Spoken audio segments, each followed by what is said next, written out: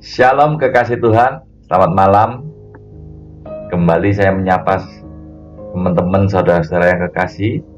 Ayo kita sama-sama belajar akan kebenaran firman Tuhan. Biarkan firman Tuhan yang kita dengar dapat membuat kita semakin hari semakin kuat di dalam Tuhan, bertumbuh dan menghasilkan buah yang menyenangkan hati Tuhan. Saudara-saudara yang kekasih dalam Tuhan, semua orang pasti ingin berhasil. Keberhasilan itu tidak ditentukan seberapa banyak aktivitas yang kita lakukan, melainkan bagaimana kita menetapkan, memilih, menetapkan prioritas yang kita buat. Hal yang utama untuk mengutamakan hal yang utama sebagai hal yang harus diutamakan. Saudara kekasih dalam Tuhan, saya mencatat di sini ada 3 poin. Yang pertama, mengutamakan Tuhan dalam kehidupan kita. Di Matius 6 ayat 33 dikatakan, "Tetapi carilah dahulu kerajaan Allah dan kebenarannya, maka semuanya itu akan ditambahkan kepadamu." Tuhan memerintahkan kita untuk mencari kerajaan Allah dan kebenarannya, maka semuanya itu akan ditambahkan padamu. Ini janji Tuhan, saudara ya. Kalau kita sakit atau ada masalah, apa yang kita lakukan pertama, saudara? Apakah kita ke dokter langsung atau minum obat? Apakah kita berdoa jika kita sakit?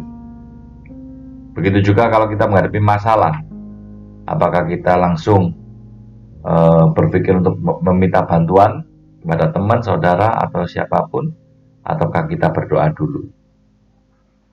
Demikian juga bagi yang masih sekolah, masih remaja, kuliah, maupun yang masih single.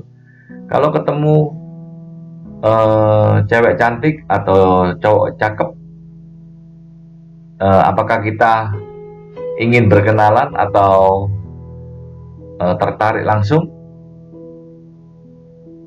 Apakah memang kita mengutamakan Tuhan, kita berdoa dulu? Betulkah Tuhan, yang saya lihat ini saya tertarik, apakah tulang rusukku? Apakah kita bertanya dulu pada Tuhan? Nah, malam hari ini biarkan kita belajar untuk mengutamakan Tuhan dalam kehidupan kita. Karena apa? Karena di dalam Tuhan, jika kita mencari kerajaan Allah dan kebenarannya sungguh-sungguh pada Tuhan, maka janji-janji Tuhan akan diberikan buat kita. Saya catat di Kejadian 26 ayat 12 sampai 13, langsung 25. Maka menaburlah Ishak di tanah itu. Di tahun itu juga ia mendapat hasil 100 kali lipat, sebab ia diberkati Tuhan. Dan orang itu menjadi kaya, bahkan kian lama kian kaya, sehingga ia menjadi sangat kaya. Ini peristiwa Ishak di zamannya ya, dimana Ishak itu orang yang kaya ya. Dia selalu, apapun yang dilakukan selalu berhasil ya. Nah, kuncinya di ayat 25, saudara. Sesudah itu Ishak mendirikan mezbah di situ dan memanggil nama Tuhan. Ia memasang kemahnya di situ. Lalu hamba-hambanya menggali sumur di situ. Di ayat 25 itu saya mengambil 3 hal yang penting dalam kesuksesan daripada Ishak ya. Yang pertama, ia selalu mendirikan mezbah. Mezbah itu berbicara tentang penyembahan kita, doa kita pada Tuhan ya. Arti sesungguhnya mezbah adalah mengutamakan Tuhan ya. Yang kedua, memanggil nama Tuhan, ia memasang kemahnya di situ. Dia selalu membuat kemah di mana tempat tinggal atau keluarganya selalu diam di dalamnya. Ya, di mana mezbah berbicara tentang keluarga, orang-orang yang kita kasih. Yang ketiga, lalu hamba-hambanya menggali sumur di situ. ya. Sumur di situ artinya tentang pekerjaan, rutinitas kita sehari-hari, ya, kerja tentang hal-hal keduniawian. Saya pernah tanya ke kurang lebih 100 orang yang saya temui, saudara. Apa prioritas hidupmu? Keluarga, Tuhan, kesehatan, atau keuangan? 65% orang berkata nomor 1 uang dulu, saudara. Kedua keluarga, bahkan Tuhan ditempatkan yang nomor 4, saudara, yang terakhir. Namun tidak demikian, saudara. Tuhan mengajarkan kita prioritas hidup kita harus mengutamakan Tuhan nomor 1 di dalam kehidupan kita. Maka tidak ada yang mustahil bagi Tuhan. Tuhan mampu menyelesaikan setiap masalah kita. Tuhan mampu memberkati kita, walaupun menurut kita itu sulit. Tapi bagi Tuhan itu hal yang mudah. Tidak ada sesuatu yang sulit bagi Tuhan. Tidak ada yang mustahil bagi Tuhan. Tuhan sanggup, saudara. Saya ada kisah temannya teman saya, hamba Tuhan.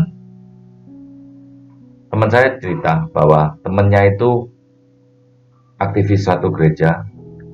Dia diundang oleh salah satu rekannya, salah satu jemaat gerejanya, untuk datang di suatu tempat rumah baru dan dimintai tolong untuk mendoakan rumah itu.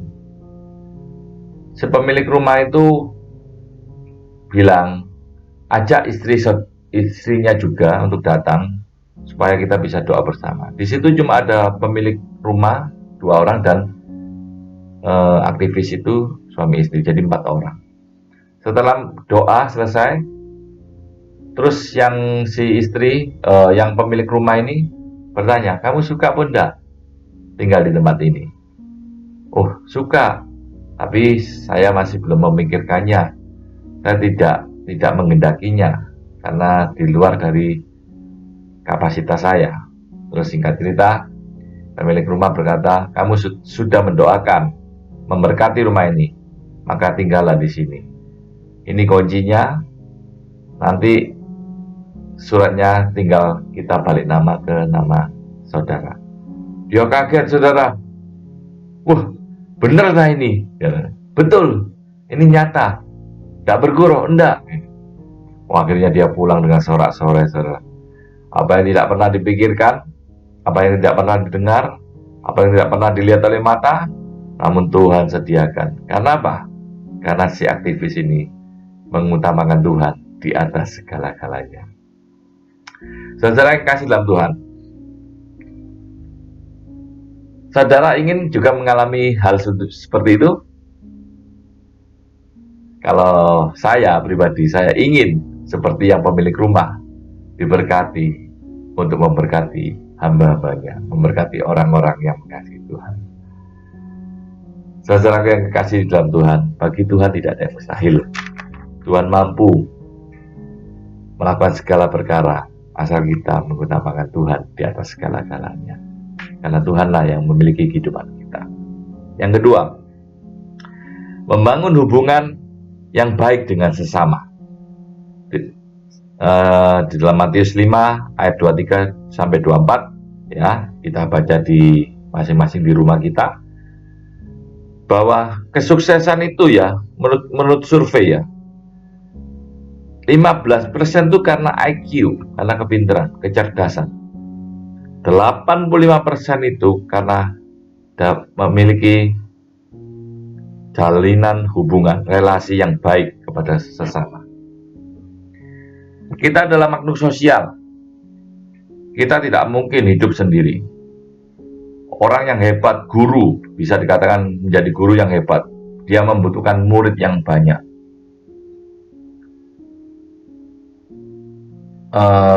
Kita menjadi hamba Tuhan, jadi gembala, jadi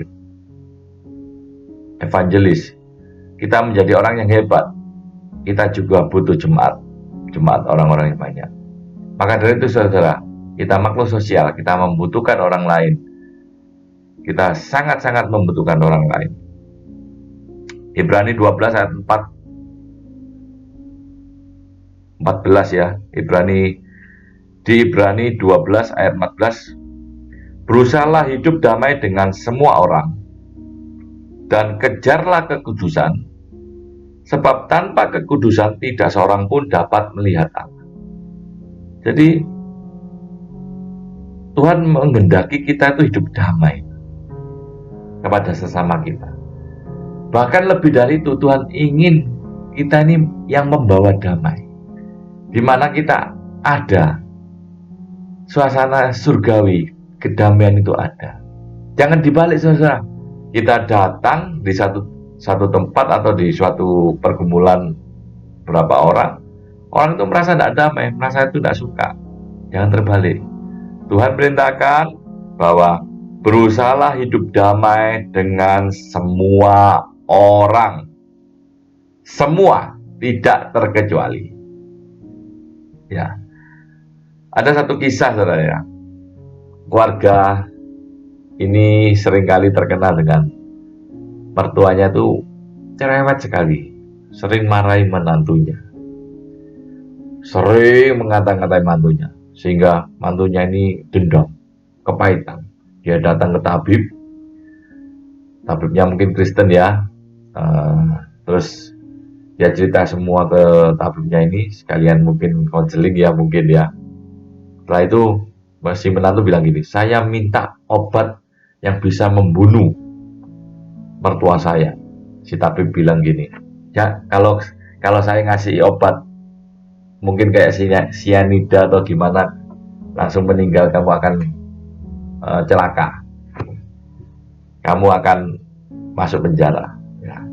Iya, saya ini tiap hari disuruh masak bermacam-macam, ganti-ganti, tidak boleh tidak ganti-ganti, banyak harus gini, harus bersih-bersih rumah, harus berkata-kata manis, tidak boleh sikapnya, tidak boleh gimana, tidak bebas saya di rumah. Nah, setelah itu si tabib bilang gini, saya kasih serbuk yang membunuh pelan-pelan aja ya, nanti kurang lebih 3 bulan atau 3 bulan lebih, dengan sendirinya si mertuamu pasti meninggal. Tetapi saya punya satu syarat, kamu harus lebih baik lagi kepada mertuamu, berkata-katalah yang baik, yang manis, tiap hari masakan dengan yang baik, yang enak-enak, yang sesuai selera mertuamu, campurkan ke makanan ini, campurkan serbuk ini ke makanan orang tuamu, maka kurang lebih 3 bulan lebih orang mertuamu itu akan meninggal. Kamu harus bersikap manis. Oh gitu ya? Ya, pulang. Sampai di rumah si menantu berubah, saudara. Dia ingat pesan tabib itu. Dia bersikap manis, diajak ngomong sama mertuanya itu baik, halus, sering dimasakkan, ditawarin, ayo maaf, ayo ibu masak apa? Saya masakan gini. Dalam masakan itu dicampuri serbuk itu saudara ya. Terus singkat cerita, ayo tambah, diambilkan makanannya, di piring ikannya diambilkan. Si mertua itu bingung, mengapa kok menantu ini kok sekarang baik, berubah begitu luar biasa. Suatu ketika si menantu ini mendengar perkataan mertua ini dengan teman-temannya, dengan saudara-saudaranya, bahwa dia memuji-muji mantunya ini orang yang baik, yang hebat, yang sabar, memuji-muji. Sampai suatu ketika dia merasa, loh kok mertua saya kok juga berubah ya, kok baik ya sama saya. Dia diambilkan nasi, terima kasih ya, tidak pernah ada caci maki, tidak pernah ada kata-kata kasar. Dia sering memuji-muji si menantu itu. Nah, singkat cerita, sudah berjalan 3 bulan, kurang lebih seminggu 2 minggu lagi si mertua ini harusnya meninggal menurut tabib ya, ceritanya tabib. Nah, setelah itu si menantu ini langsung lari ke tabib. Pak Tabib, saya ini mau minta penawar. Saya bisa jadi mau bunuh mertua saya. Loh, mengapa? Saya menyesal. Mertua saya itu ternyata orangnya baik, tidak seperti yang saya pikirkan, tidak seperti yang saya duga. Saya minta penangkalnya. Terus si tabib bilang, saya tidak punya penangkalnya. Loh, gimana nih dia? Bingung si menantu itu. Terus si tabib bilang gini, jangan khawatir, itu bukan obat pembunuh, itu cuma vitamin. Yang kamu taburkan setiap hari di makanan itu cuma vitamin. Oh, mertuamu tidak akan meninggal. Oh gitu ya. Aduh, puji Tuhan, puji Tuhan. Kamu tahu, karena perubahan dalam hidupmu selama 3 bulan ini, kamu bersikap baik kepada mertuamu, maka mertuamu juga berubah menjadi baik.